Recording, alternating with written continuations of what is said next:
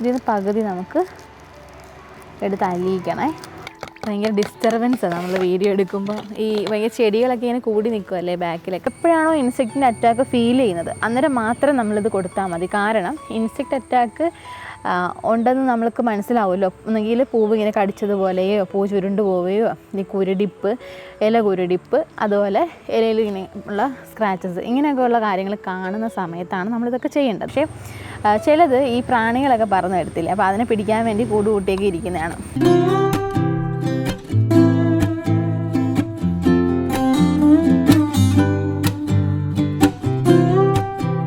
ഇത് നമ്മളുടെ dendrobium orchid growing സീരീസിൻ്റെ 14ാമത്തെ എപ്പിസോഡാണ്.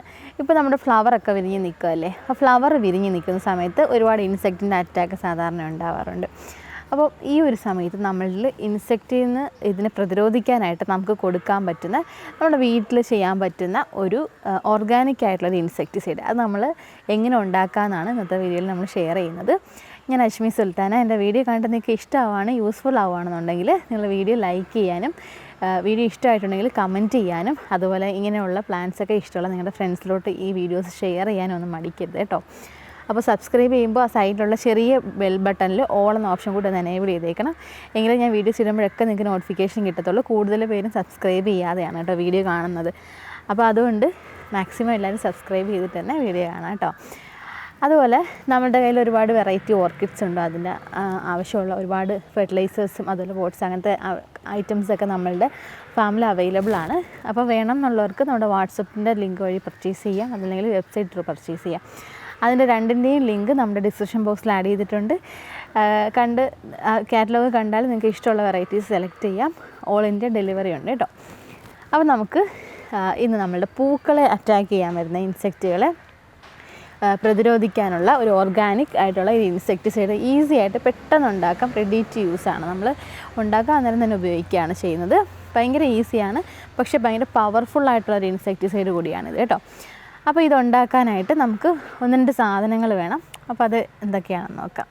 അപ്പോൾ ഇതിനായിട്ട് മെയിനായിട്ട് യൂസ് ചെയ്യുന്ന സാധനം എന്ന് പറയുന്നത് പാൽക്കായമാണ്. നമ്മളുടെ സാധാരണ കായത്തിൻ്റെ മണം തന്നെയാണ് ഇതിനും.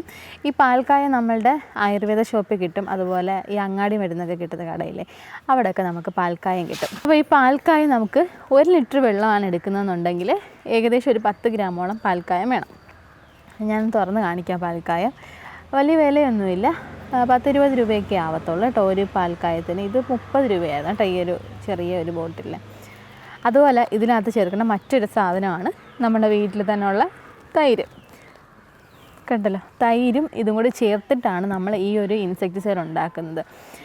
ഇത് രണ്ടും ഭയങ്കര പവർഫുള്ളായിട്ടുള്ളൊരു സംഭവമാണ് കേട്ടോ. നിങ്ങൾ യൂസ് ചെയ്താൽ അറിയാം. നമ്മൾ സാധാരണ ഈ വേപ്പെണ്ണയൊക്കെ കൊടുക്കാറുണ്ടല്ലോ, അപ്പം അതിനേക്കാളൊക്കെ എഫക്റ്റീവായിട്ടുള്ള ഒരു ഓർഗാനിക്കാണ്, നമുക്ക് വീട്ടിൽ ചെയ്യാനും പറ്റും. അപ്പോൾ ഈ ഒരു തൈര് നമുക്ക് 1 ലിറ്ററിലേക്ക് 2 ടേബിൾ സ്പൂൺ തൈരുമാണ് നമ്മൾ യൂസ് ചെയ്യുന്നത്. അപ്പോൾ 1 ലിറ്റർ വെള്ളത്തിലേക്ക് 2 ടേബിൾ സ്പൂൺ തൈരും അതുപോലെ 10 ഗ്രാം പാൽക്കായമാണ് നമ്മൾ എടുക്കുന്നത്. ഞാനിതൊന്ന് കുറച്ചെടുക്കാം. അപ്പോൾ നമ്മൾ ഒരു 1/2 ലിറ്ററിൻ്റെ ഒരു ബോട്ടിൽ ഞാൻ എടുക്കുന്നുള്ളൂ. അപ്പോൾ 1/2 ലിറ്റർ ആയതുകൊണ്ട് 1 സ്പൂൺ തൈരും ഒരു 5 ഗ്രാം പാൽക്കായം മാത്രമേ എടുക്കുന്നുള്ളൂ കേട്ടോ. ഇത് 10 ഗ്രാമിൻ്റെ ബോട്ടിലാണ്. നമുക്കിതിനകത്തുനിന്ന് ഒരു പകുതി എടുക്കാവേ. ഇതൊരു ജെല്ലി ഫോമാണ് കേട്ടോ ഇതിൻ്റെ ഒരു ടെക്സ്ചർ. നമ്മുടെ സാധാരണ കായത്തിന് അത്രയും കട്ടിയില്ല, മണമൊക്കെ സെയിം തന്നെയാണ് കേട്ടോ. ഇതിന് പകുതി നമുക്ക് എടുത്ത് അലിയിക്കണേ. കണ്ടോ, ഇത് നമുക്ക് ഈ ഒരു പാത്രത്തിലോട്ട് ഇങ്ങനെ ഇടാം. ബാക്കി നമുക്ക് പിന്നീട് യൂസ് ചെയ്യാം. ഇത് നമുക്ക് സാധാരണയായിട്ട് ആഴ്ചയിൽ കൊടുക്കാം, അല്ലെങ്കിൽ 15 ദിവസത്തെ ഇടവേളയിലൊക്കെ നമുക്ക് ഈ ഇൻസെക്ടിസൈഡ് കൊടുക്കാം. എന്നാൽ നന്നായിട്ടൊരു വളമായിട്ടും ആക്ട് ചെയ്യുന്നുണ്ട് നമ്മളുടെ ഈ ഒരു തൈരും കൂടി ചേർക്കുന്നത് കൊണ്ട്. ഇനി നമുക്കൊരു ഇതിനകത്തോട്ട് തന്നെ തൈരും കൂടി ഒഴിക്കാവേ. ഇതിപ്പോൾ ഒരു 10 ml തൈര് ഒഴിക്കാം.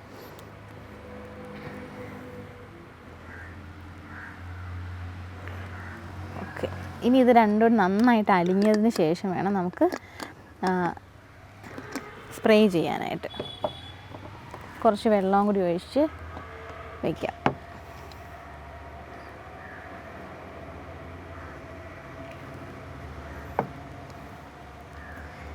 ഇത് നമ്മൾ ഒരു ഗ്ലാസിൻ്റെ അല്ലെങ്കിൽ ബോട്ടിലോട്ടിട്ട് ഷേക്ക് ചെയ്താൽ കുറച്ചും കൂടെ പെട്ടെന്ന് അലിഞ്ഞ് വരും. ഇല്ലെങ്കിൽ കുറച്ച് സമയം ഇതുപോലെ വെള്ളത്തിൽ ഇട്ട് വെച്ചിരുന്നാലും മതി കേട്ടോ.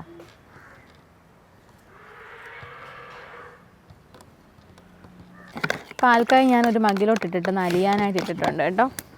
അപ്പോൾ ഇവിടെ നല്ല കൊതുകുണ്ട്, അതുകൊണ്ട് ഭയങ്കര ഡിസ്റ്റർബൻസാണ് നമ്മൾ വീഡിയോ എടുക്കുമ്പോൾ. ഈ ഭയങ്കര ചെടികളൊക്കെ ഇങ്ങനെ കൂടി നിൽക്കുമല്ലേ ബാക്കിലൊക്കെ, അതുകൊണ്ട് ഭയങ്കരമായിട്ട് കൊതുകുണ്ട് ഇപ്പോൾ ഇവിടെ. പിന്നെ ഇപ്പോൾ ഈ കുറച്ച് തോനെ വെള്ളം ഒഴിച്ചപ്പോൾ പെട്ടെന്ന് അലിഞ്ഞു വന്നേ. ഇനി നമുക്കിത് ബോട്ടിലോട്ട് ഒഴിക്കാം.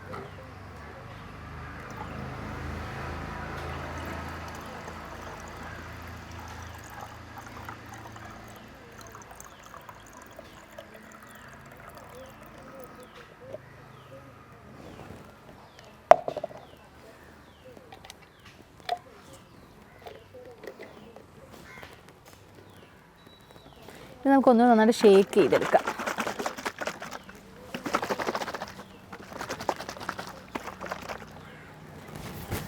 ഇനി ഫുള്ള് നമ്മുടെ ഈ ഗ്രോവിങ്ങിന് വെച്ചിരിക്കുന്ന പ്ലാന്റിലോട്ട് ഫുള്ള് സ്പ്രേ ചെയ്യാം.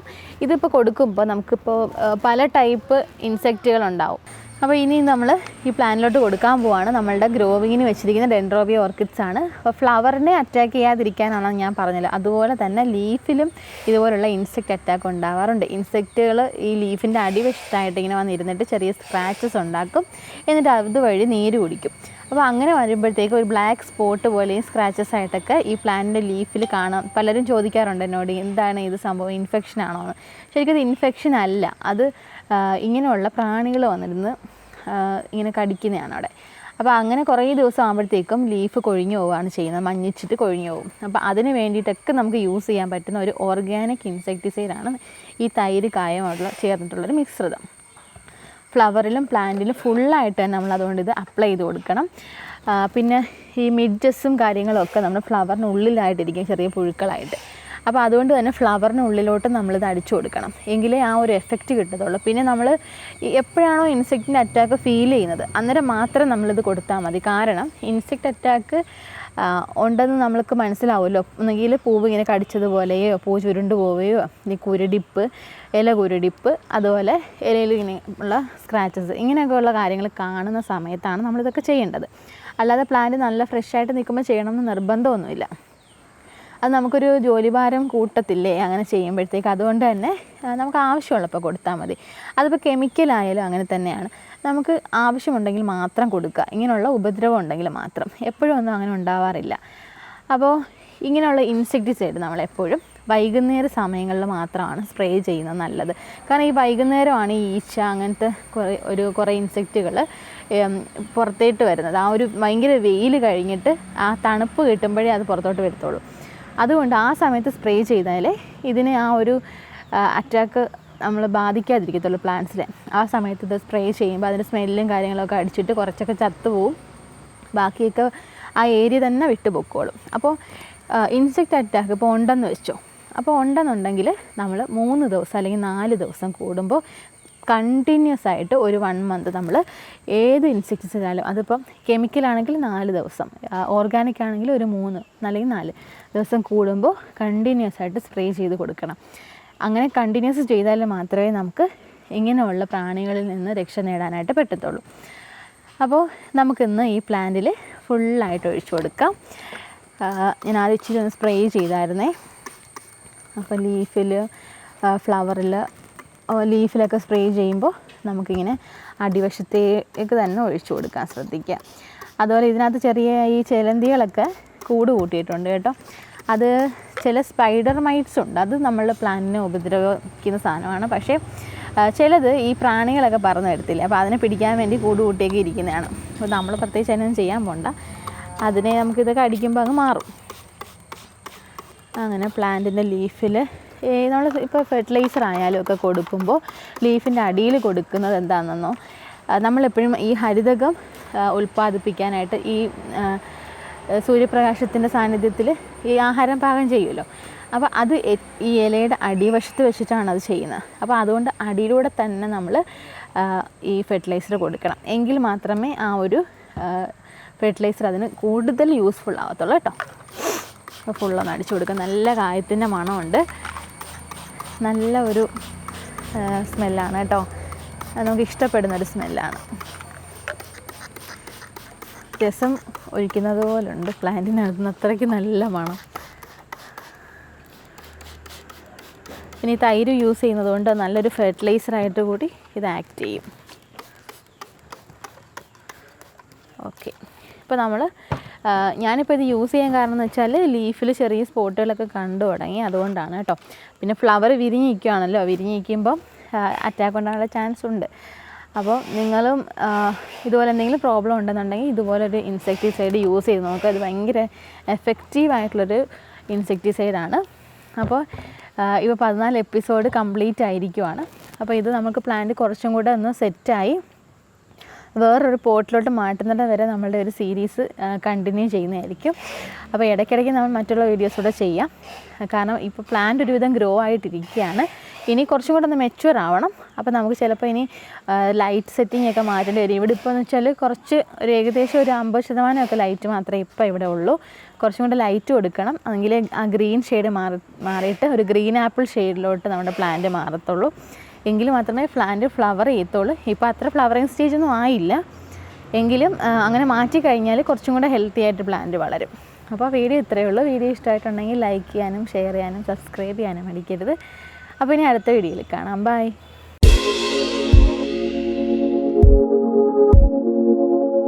ഇത് വേണമെങ്കിലും 63 ചിരിയാതിരി പറഞ്ഞേക്കാം. ഈ പാൽക്കായ ആദ്യം പോലെ പറയാം. ചെറുക്കി ഇതൊക്കെ പറയാം, ഈ ചിരി വരും.